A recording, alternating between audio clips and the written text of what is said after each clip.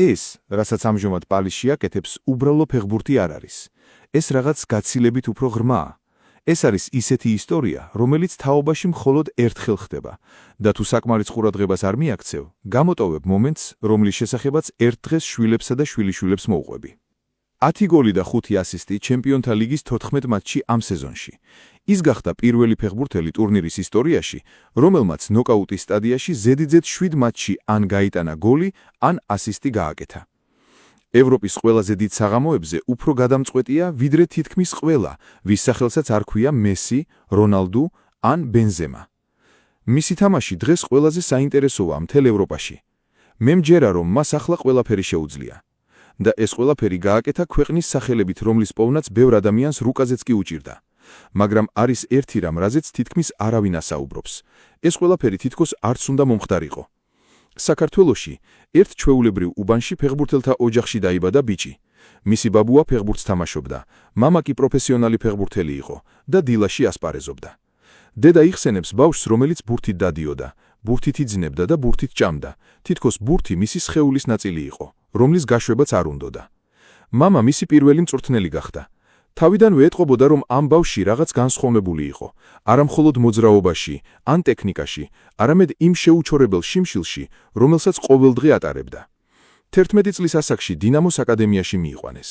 ერთ-ერთმა მწვრთნელმა მოგვიანებით თქვა: ხვიჭა ყოველთვის ძალიან გამხდარი იყო.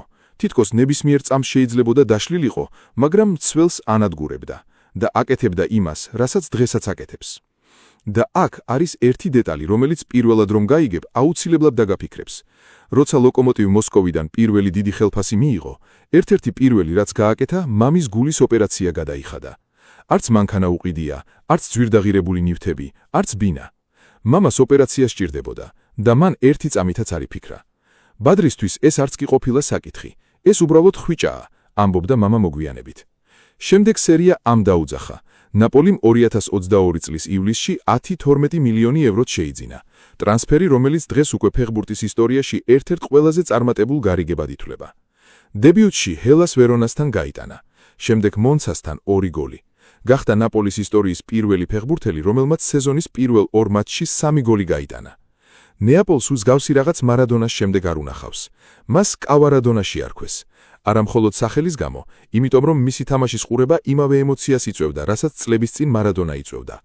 პირველივე სეზონში 12 გოლი, სერია A-ს საუკეთესო ასისტი და ყველაზე მთავარი, დაეხმარა ნაპოლის 39 წლის წყვეტილის დასრულებაში. ქალაქი დღეების განმავლობაში ზეიმობდა და ყველა ქუჩაში ერთი სახელი ისმოდა: კვარაცხელია. მაგრამ მისი ნამდვილი ბუნება ევროპამ მაშინ დაინახა, როცა ყველაფერი სასწორზე დევდა. არ ბრწყინავს მხოლოდ კომფორტულ მატჩებში. ის ყველაზე მეტად მაშინ ანათებს, როცა ზეწოლას სხვები ვეღარ უძლევენ. 2027 წლის იანვარში PSG-მ ის 70 მილიონი ევროთ შეიძინა. მაშინაც იყო ეჩვები, მაგრამ რამდენიმე თვეში ყველა კრიტიკოსი გააჩუმა. ჩემპიონთა ლიგის ნახევარფინალში ბაიერნთან 2 გოლი გაიტანა, ხოლო ფინალში არსენალთან. ის გთავაზობთ იმას, რასაც თანამედროვე ფეხბურთში თითქმის ვეღარ ნახავთ: შიმშვიდეს, დაბალ ცენტრს, ულოდნელ აჩქარებას და გენიალურ გადაწყვეტილებებს ყველაზე რთულ მომენტებში. ის მხოლოდ 25 წლისაა და ეს ყველაფერი შესაძლოა ჯერ მხოლოდ დასაწყისი იყოს.